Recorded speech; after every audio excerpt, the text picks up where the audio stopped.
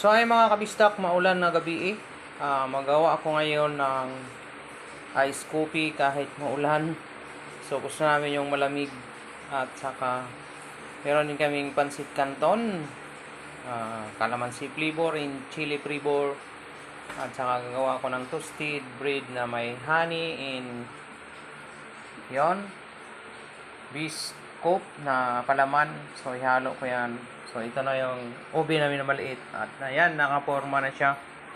So yan, i-oven ko yan hanggang mag-toast at mamaya yan, kakainin na namin. Yun, ready na yan lahat. Okay kaayo mga kabisdak, lami kaayo. So ayan mga kabisdak, gagawa ko ng ice coffee.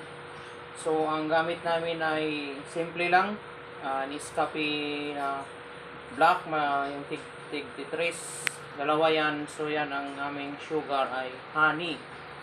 Yan, lalagyan ko na siya. Kabilaan na po yan, may honey na. Ito. Yan. Good na yan. So lalagyan na natin siya ng mainit na tubig para tunawin.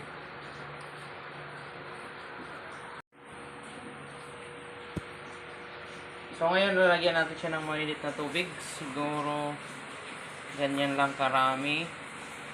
Kasi lalagyan natin siya mamaya ng yelo. So yan, good na yan. Yan.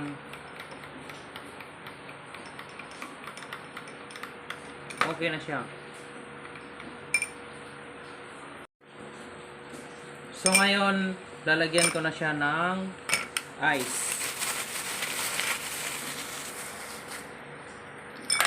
Yun. Oy, nahulog pa yung ice na iba. So, pupunuin lang natin siya ng ice.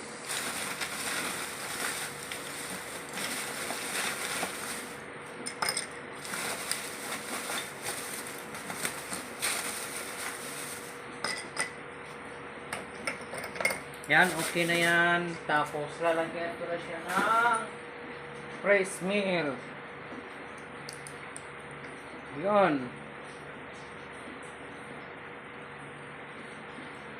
Ayan. So, yan po ang homemade ice coffee ko na ginawa. At ito naman po yung pagkain namin na ginawa. Pansit canton and bread na kanina nakita nyo na yun. So, yan. Ready to eat na yan. Attack na mga kabisdak. Mangaon na ta. Lami kaayo.